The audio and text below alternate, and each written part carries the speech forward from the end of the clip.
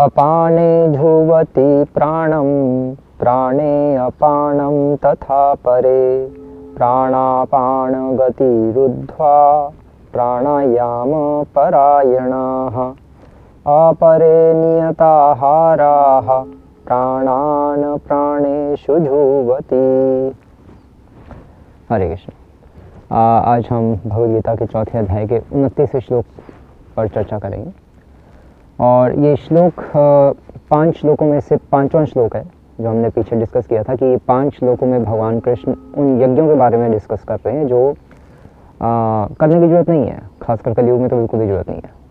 और अब ये जो 5वां श्लोक है उन 5 में से लास्ट और वैसे 29 नंबर का श्लोक है, इसमें भगवान कृष्ण अर्जुन को बता रहे हैं कि कुछ लोग होते हैं जो अपनी, इस श्लोक के माध्यम से भगवान बता रहे हैं कि कुछ लोग होते हैं जो अपनी ब्रीदिंग भी रोक लेते हैं, सांस लेना भी छोड़ देते हैं, मतलब रोक ही देते हैं, उसको स्टॉप कर देते हैं।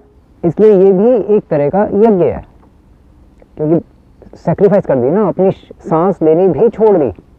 क्यों छोड़ देते हैं? ताकि उससे मन कंट्रोल में आ जाए, क्योंकि मन और इंद्रियों को कंट्रोल करने उनका लक्ष्य होता है। तो पहले तो अपना सब कर्म इंद्रियां छोड़ देते हैं, कर्म करना छोड़ देते हैं, फिर अपनी जो उनको लगता है सांस लेना भी कर्म है, ये भी छोड़ देते हैं, जैसे ध्रुव महाराज ने भी किया था सतयुग में।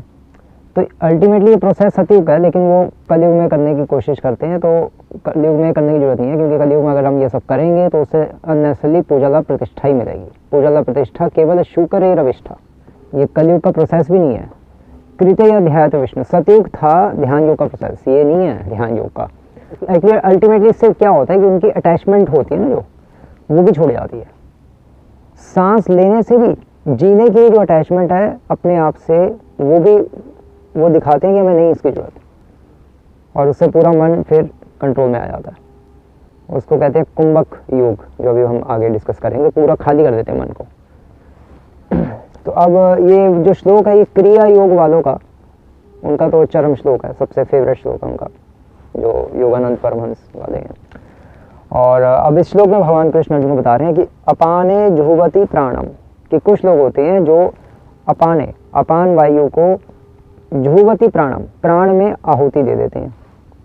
अपान वायु किसको कहते हैं? अपान वायु वैसे तो जनरली हम कहते हैं अपान वायु जो गैस होती है, लेकिन वैसे यहाँ पर जो अपान वायु की बात हो रही है कि अपान मतलब एक्सहेल, छोड़ना, और प्राण मतलब इनहेल, लेना।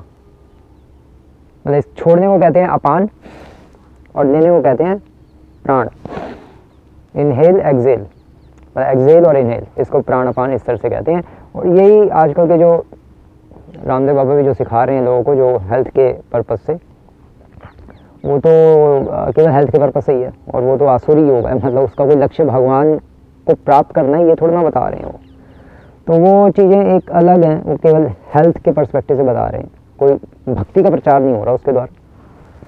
तो वो क्या है, वो उसमें वो जैसे सिखाते हैं अनुलोम विलोम, उसमें यही करते हैं ना, इनहेल एक्सहेल चलता है, और फिर कपालभाति, उसमें भी यही होता है। तो वो अष्टांग योग के ही वो प्राणायाम ही है, वो सब अनुलोम विलोम प्राणायाम अष्टांग योग के अंतर्गत ही वो सारी चीज़ें आती हैं। और फिर अपाने जुह्वति प्राणम, कुछ लोग होते हैं जो अपान अर्थात अपनी एक्सहेल को इनहेल में कन्वर्ट कर देते हैं। यहाँ आहुति देने का अर्थ है कि कन्वर्ट कर देते हैं। जो एक्सहेल, अपान मतलब छोड़ना, तो छोड़ने की जो वायु है उसको वो इनहेल करते हैं, छोड़ना बंद करते हैं, उसको कन्वर्ट कर देते हैं इनहेल में। और प्राणे अपानम तथा परे, और जो प्राण वायु है जो लेना है इनहेल, उसको एक्सहेल में कन्वर्ट कर देते हैं। एक्सहेल में का छोड़ना, उस कन्वर्ट करने को कहते हैं आहुति दे देते हैं।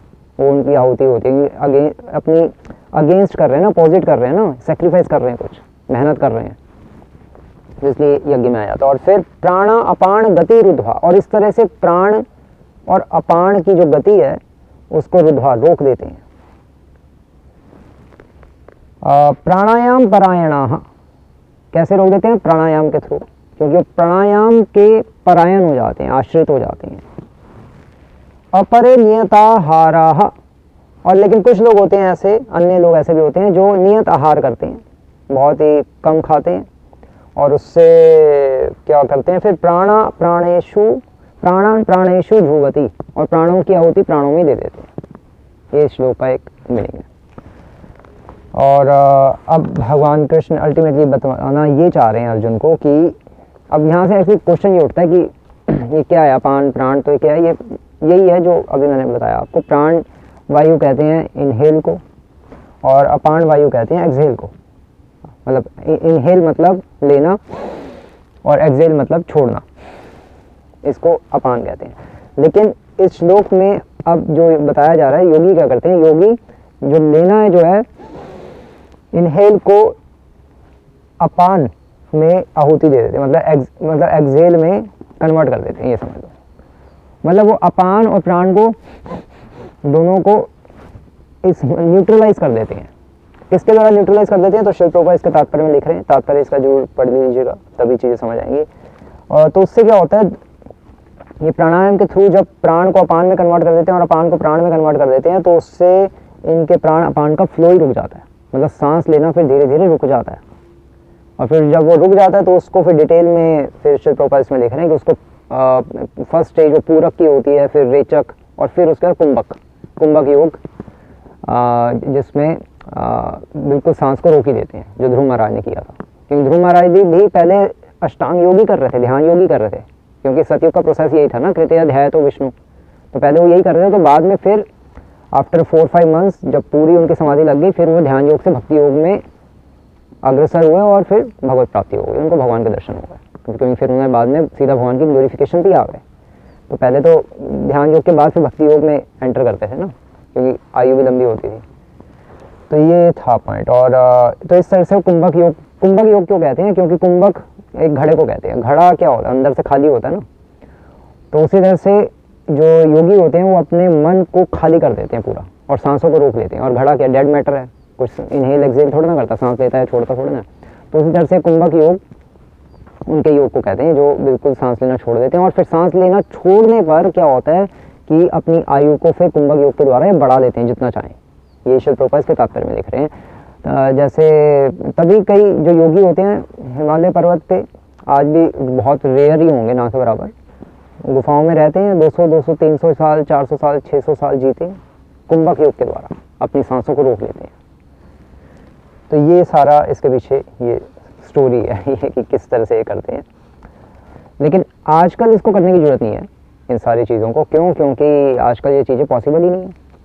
इसलिए क्यों पॉसिबल नहीं है, क्योंकि हम देखते हैं कि भक्तिनाथ ठाकुर की एक्चुअली अपनी एक बुक है प्रेम प्रदीप, उसमें लिखते हैं कि अब ये करने की ज़रूरत नहीं है, क्योंकि अब हम ये करेंगे तो उससे क्या होगा, उससे एक तो पहली बात ये पॉसिबल ही नहीं है सिटी में रह कर को घर बार छोड़ के हिमालय पर्वत पे जाना पड़ेगा, वो तो जाना ही पड़ेगा।